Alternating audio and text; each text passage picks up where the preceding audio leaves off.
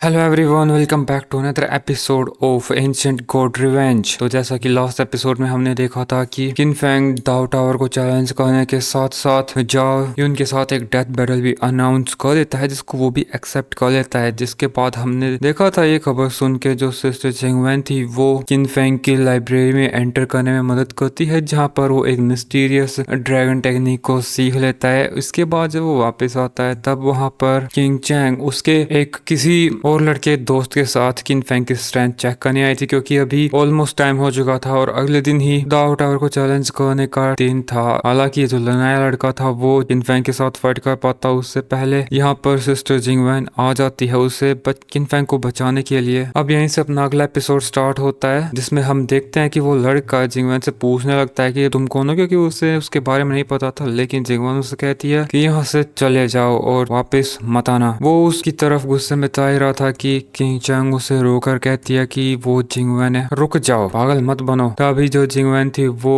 छत पर से नीचे किन फैंग के सामने आ जाती है और हम वापस उसी लड़के को देखते हैं जो वापस से दूर हो गया था। और इधर किंग चैंग कहने लगती है, सिस्टर चू, हम जानबूझ के यहाँ पे परेशानी क्रिएट करने नहीं आए। एक्चुअल में किन फैंग ने मेरे सिस्टर मोरोंग येई को बेविच कर दिया है और अब वो उस ढंग से प्रैक्टिस भी नहीं कर रही है। इसने रॉयल फैमिली की रेपुटेशन को हार्म करने की कोशिश की, हम तो बस पनिश करने आए हैं। जिस पे किन फैंग तो बोल रहा है, क्या बकवास कर रहे, मैंने ऐसा वैसा कुछ नहीं किया, मैं तो उसे थोड़े टाइम के लिए मिला था। इतनी देर में जो जिंगवैन थी वो भी कहने लगती है, जो तुम कह रही हो वो सब बकवास है। एक्चुअली में तो तुम लोग चाओ यून के कहने पर किन फैंग की स्ट्रेंथ चेक करने आए हो। ये सुन के तो किन चैंग थोड़ी सी सहम जाती है। वो कहती है ऐसा बिल्कुल भी नहीं है, मैं तो अपनी सिस्टर ये का बदला लेने के लिए आई हूँ। मैं इस जैसे लो लेवल फिजिकल कल्टिवेटर्स के साथ अपनी आंख उठाकर तक नहीं देखती। तभी जो जिंगवैन थी वो कहती है, अगर ऐसा है तो तुम्हें तुम्हारी सिस्टर यही को समझाना चाहिए, और वैसे भी अब तुम यहाँ से जाओगी कि नहीं। इसके बाद किंग चैंग कुछ भी नहीं बोलती और वो अपने मुट्ठे भींच के यहाँ से चले जाती है। तभी किन फैंग को लिंगर बताने लगती है, तुम तो काफी ज्यादा लकी हो, आते ही लेडो के डॉटर तो तुमने जान पहचान कर दी। तो वो कहता है हमारे बीच में कुछ भी नहीं है, मैं तो बस उससे एक बार ही मिला था, वो भी सीधा उस पे गिरा था तब। तो वो बोलती है अच्छा, मैं सब समझ रही हूँ बेटे। खैर तभी वो लिंगर से पूछती है कि तुम यहाँ पे क्यों आई हो। तो वो बताती है कि मैं तो बस यहाँ से जा रही थी और कुछ आवाज सुनी तो बस देखने चली आई। और फिर किन फैंग को बोलती है, ऐसा लगता है कि तुमने सूत्रा लाइब्रेरी में कोई अच्छी टेक्निक हासिल कर ली। तो वो बताता है बिल्कुल सिस्टर, थैंक यू। इसके बाद वो यहाँ से चली जाती है और लेंगर उसके जाते ही बोलती है कि सिस्टर चिंगवेन काफी ज्यादा हम्बल और नाइस है। इसके बाद सुबह हो जाती है और हम किन फैंग को कल्टीवेशन करते हुए देखते हैं। तभी वो आवाज सुन के बाहर आ जाता है और हम देखते हैं ये को, जो इनके इस आउटर कोर्टयार्ड में फिजिकल कल्टिवेटर्स के लिए गिफ्ट लेके आई थी, जैसे 1000 ईयर ओल्ड जेनशिंग, जो कि अपने आप में ही एक ट्रेजर है। और जो फिजिकल डिसाइपल्स थे फिर इनको खोल के देखते हैं तो वो वाकई में असली था और सभी उसकी फिर तारीफ करने लगते हैं। और यही भी बता रही थी कि अरे अरे, इतनी जल्दी शुक्रिया करने की कोई जरूरत नहीं है, अगर तुम्हें मेरी मदद चाहे तो तुम मुझे सीधा बता देना, मुझसे जितना होगा मैं तुम्हारी हमेशा मदद करूंगी। अरे मैं तो बातों में भूल ही गई थी, चलो मॉन्स्टर मीट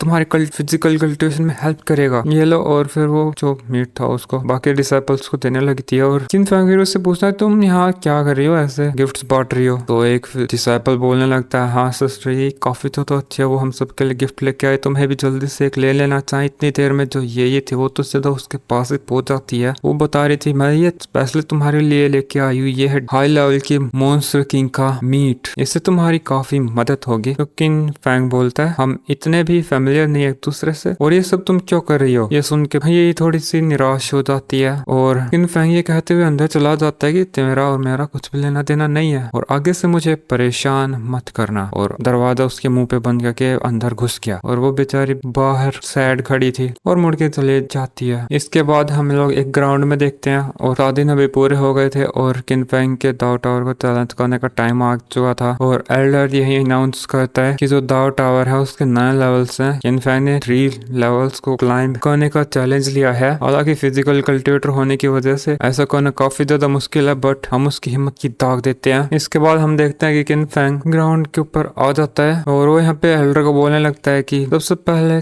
मेरे कहने पे आपने मुझे मौका दिया कि मैं त्यानदाव सेट के 3 जीनियसेस के साथ फाइट कर सकूं, ताकि मैं फिजिकल और नॉर्मल कल्टिवेटर्स के बीच का जो डिफरेंस है, जो भेदभाव है, उसको खत्म कर सकूं। तो बिना टाइम जाए किए चलिए शुरू करते हैं। तो सबसे पहले कौन जीनियस मुझसे फाइट करने के लिए आएगा। और हम यहाँ पे 3 डिसाइपल्स को देखते हैं। ओके, अभी मैंने एक गलती कर दी दोस्तों। जो दो दाव टावर था उसके 9 डिसाइपल्स हैं और उनमें से जो 3 डिसाइपल्स हैं उनको किनफेंग चैलेंज कर रहा है और ये इनके लेवल्स को सप्रेस करके उसके साथ फाइट करेंगे। वाकई में तो सबटाइटल्स को ट्रांसलेट करता है बहुत बेकार ट्रांसलेशन करता है। तभी हम जिंगवान को देखते हैं जो किनफेंग के साथ फाइट करने के लिए उसके अरेना में आ जाती है। इसके बाद वो किनफेंग से फाइट करने के लिए उसके लेवल को गोल्डन एलिक्सर के स्टेज के 10th लेवल तक सप्रेस करने के लिए बोलती है, लेकिन यहाँ पर जो फीमेल एल्डर थी वो कहती है कि तुम क्लियरली किनफेंग को जीतने का मौका दे रही हो, तुम्हें तुम्हारा रियल्म सप्रेस करने की कोई जरूरत नहीं है। लेकिन जिंगवान कहती है कि अगर मैं अपनी फुल पावर को यूज करूंगी तो किनफेंग मुझसे नहीं जीत पाएगा